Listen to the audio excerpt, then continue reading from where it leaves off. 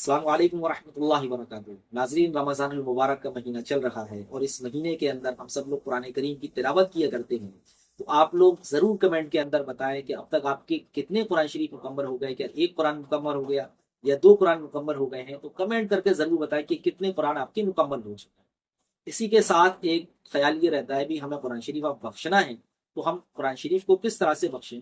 بعض حضرات ہمارے جب تک کہ قرآن شریف بخش نہیں لیتے تب تک کہ دوسرا قرآن شریف شروع نہیں کرتے ہیں، اور بعض لوگ جب دوسرا شروع کر دیتے تو پہلے کے تعلق سے خیال یہ ہوتا ہے کہ جب تک ہم بھائی بخشیں گے نہیں تب تک کہ ہمیں اس کو پڑھنے کا ثواب نہیں ملے گا۔ اور بعض حضرات تو ماشاء اللہ حافظ صاحب کو بلاتے ہیں، حافظ صاحب کو بلا کر دسترخوان سجوا کر کے پھر اس کے بعد دعائیں کرتے ہیں اور بخش پاتے ہیں قرآن شریف۔ حالانکہ قرآن شریف بخشنے کا بہت آسان طریقہ ہے۔ آپ لوگ اس ویڈیو کو لاسٹ تک دیکھیے گا اور آپ کو بہت اچھی طریقے سے معلوم ہو جائے گا کہ قرآن شریف کو کس طرح سے بخشا جاتا ہے۔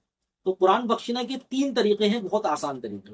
سب سے پہلا طریقہ ہے جیسے ہی ہمارا قرآن شریف مکمل ہو، ہم دل کے اندر یہ چیز کو سوچ لیں اور نیت کر لیں، اللہ جو کچھ پڑھا گیا ہے اس کے پڑھنے میں غلطی ہوئی ہو معاف فرما اور اپنی بارگاہ میں قبول فرما، اور اس کا ثواب اللہ کے نبی کو، تمام مسلمانوں کو اور ہمارے مرحومین والدین ہیں، اللہ اس کو ثواب عطا فرما۔ اور دوسرا طریقہ ہے کہ نماز جیسے ہی مکمل ہو، نماز مکمل ہونے کے بعد ہم اسی طریقے سے ہاتھ اٹھائیں، سورہ فاتحہ پڑھیں، سورہ فاتحہ پڑھنے کے بعد درود شریف پڑھیں، پھر دعا کریں اللہ اس میں پڑھنے میں غلطی ہوئی ہو معاف فرما، اور اس کا ثواب اللہ کے نبی کو اور تمام مرحومین کو اور ہمارے والدین کو عطا فرما۔ تو تیسرا طریقہ ہے جیسے ہی قرآن شریف مکمل ہو اسی وقت ہی اللہ کے سامنے ہاتھ اٹھائیں اور اسی طرح سے سورہ فاتحہ درود شریف پڑھیں، اللہ سے کہیں اللہ غلطی ہوئی ہو معاف فرما، اس کا ثواب اللہ کے نبی کو عطا فرما اور اپنی بارگاہ میں اس کو قبول فرما، اور ہمارے مرحومین والدین ہیں ان کو بھی اس کا ثواب عطا فرما۔ اور اس وقت یہ خیال رہے کہ قرآن شریف جب مکمل ہوتا ہے تو اس وقت جو دعائیں مانگی جاتی ہیں اللہ تعالیٰ اس وقت کی دعاؤں کو قبول فرماتے ہیں۔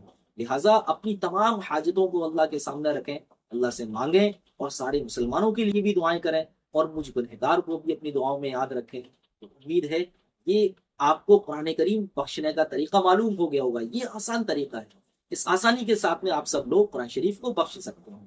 تو اس ویڈیو کو جتنا زیادہ ہو سکے دوسروں تک پہنچائیں اور شیئر کریں۔ السلام علیکم ورحمۃ اللہ وبرکاتہ۔